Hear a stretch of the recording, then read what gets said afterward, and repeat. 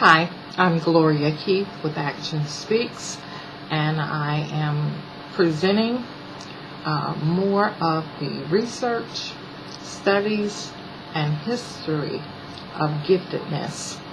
Today we will talk a little bit, or I'll read a little bit about the IQ test.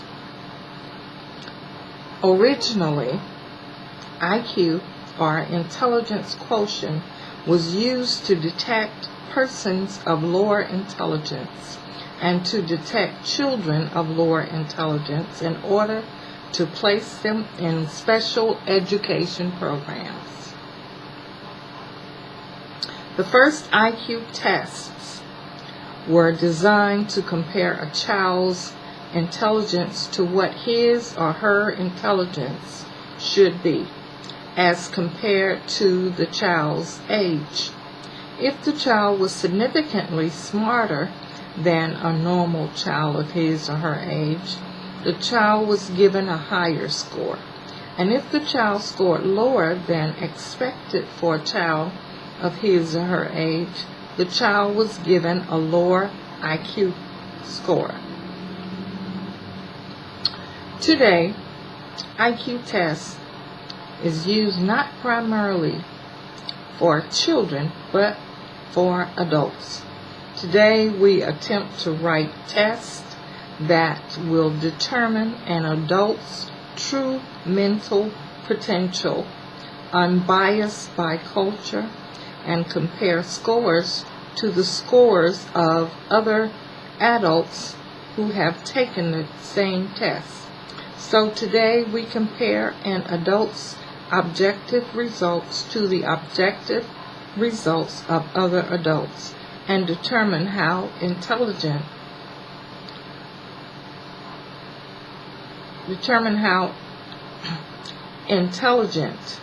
each IQ test taker is compared to all other IQ test takers, instead of comparing IQ test takers to an arbitrary age-related standard.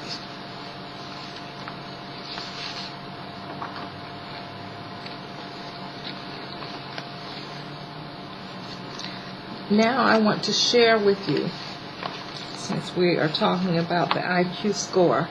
Generally, the IQ score is a primary test for determining whether or not the child is gifted. Letter Stetter Hollingsworth, 1886-1939, educational psychologist, experimented in ideas and interests. Although Letter Stetter Hollingsworth is perhaps best known for her work with exceptional children, she also performed pioneering work in the field of psychology of women, which greatly overlaps with issues of intelligence and intellectual ability. In the early 1900s, there were two commonly held beliefs regarding women that Hollingsworth scientifically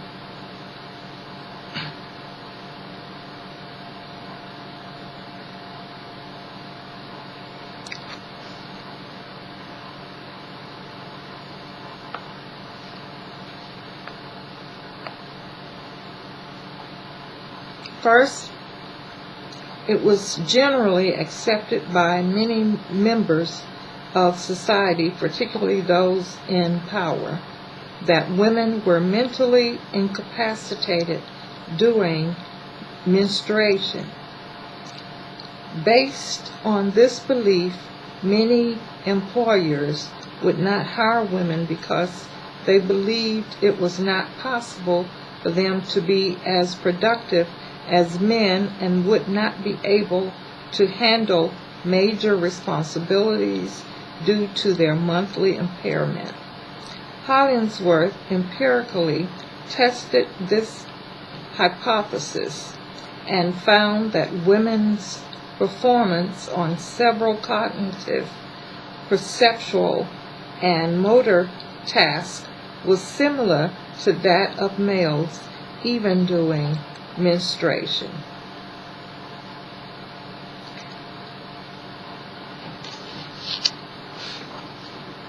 One of Hollingsworth's most notable studies regarding gifted was sparked in November 1916 when she saw for the first time a child test above 180 IQ on the Sanford Binet. She became intrigued and over the span of the next 23 years was able to find 11 other children in the New York City region with such intellectual giftedness, and attempted an in-depth study of their genius. Knowing that she would never live long enough to see all of the children well into their adult lives, she meticulously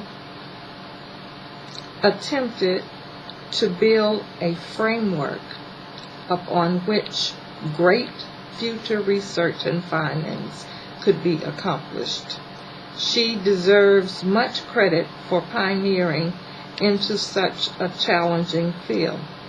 Those who test above 180 IQ are characterized by a strong desire for personal privacy, seldom volunteer personal information, do not like to have attention called to their families and homes, and are afraid of the potential ramifications of being labeled as special in society. Amidst all these concerns, letter S. Hollingsworth conducted research consistent both with scientific interests and with the preservation of personal privacy in mind.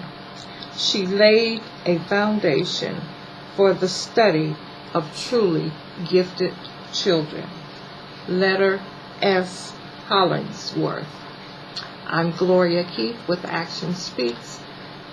In reading in-depthly the research, studies, and history of giftedness to further produce authentically the book Every Child Born Gifted by Gloria J. Keith.